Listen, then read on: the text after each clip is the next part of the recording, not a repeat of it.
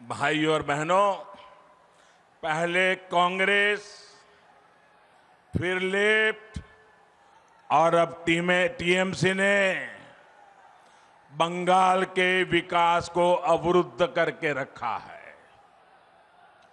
दीदी का भी ट्रैक रिकॉर्ड दलित, आदिवासी, पिछड़ों का हक छीनना,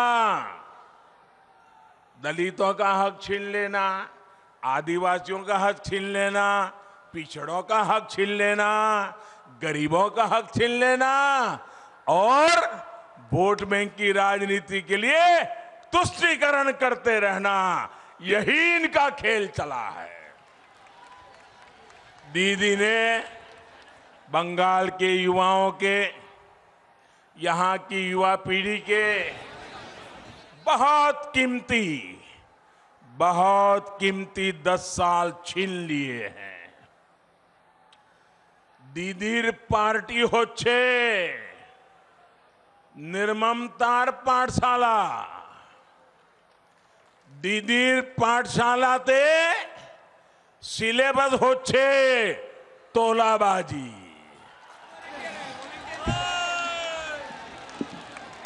दीदीर पाठशालाते सिलेबस होच्छे कटमनी। दीदीर पाठशालाते सिलेबस होच्छे सिंडिकेट। दीदीर पाठशालात उत्पीड़ने ट्रेनिंग देवा होय, आराजो को तो ट्रेनिंग देवा होय। साथियों, आज पश्चिम बंगाल में शिक्षा की क्या स्थिति है, एक खड़गपुर के लोग बहुत भली भांति जानते हैं। शिक्षक भर्ती के नाम पर यहां का युवा कोर्ट कचहरी के चक्कर लगाने के लिए मजबूर है। भर्तियों के लिए जो बोर्ड, जो कमीशन बनाए गए, उन्हें भी टीएमसी काडर के हवाले कर दिया गया है। बहनों और भाइयों, शिक्षा को लेकर दीदी और उनकी पार्टी की सोच का एक और उदाहरण आज मैं आपको देता हूं। हमारे देश में 3.5 दशक के बाद, यानी करीब 35 साल के बाद नई राष्ट्रीय शिक्षा नीति लाई गई है। पूरे हिंदुस्तान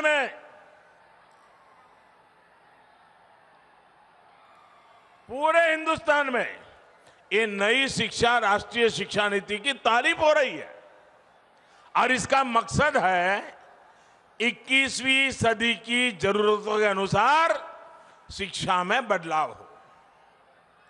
राष्ट्रीय शिक्षा नीति में शिक्षकों की ट्रेनिंग से लेकर स्किल अपग्रेडेशन तक अनेक प्रावधान किए गए हैं और इसकी एक प्रमुख बात है स्थानीय भाषाओं में पढ़ाई पर बल।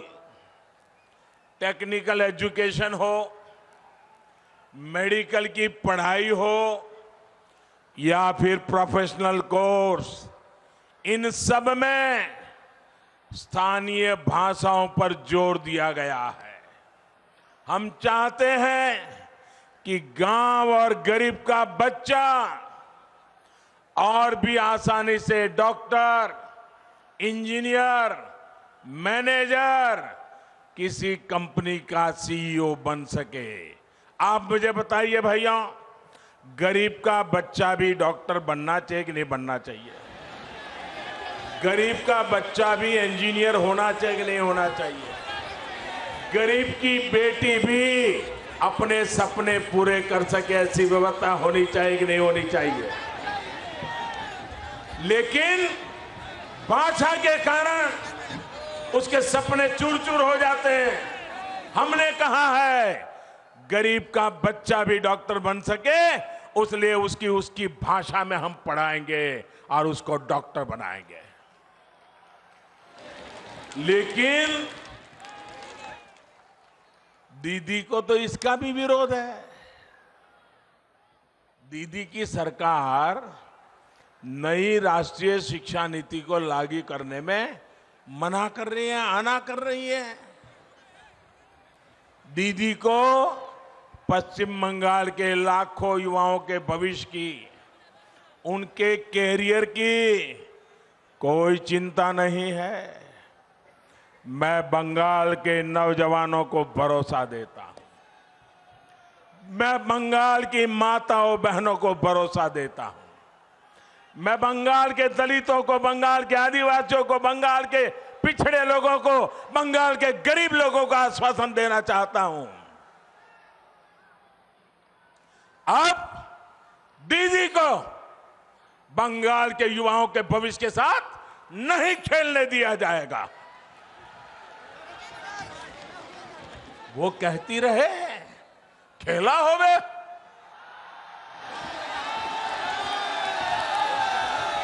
लेकिन पूरा बंगाल आज कह रहा है, ये हमारा पश्चिम बंगाल आज कह रहा है, खेला शेष होवे, विकास आरंभ होवे।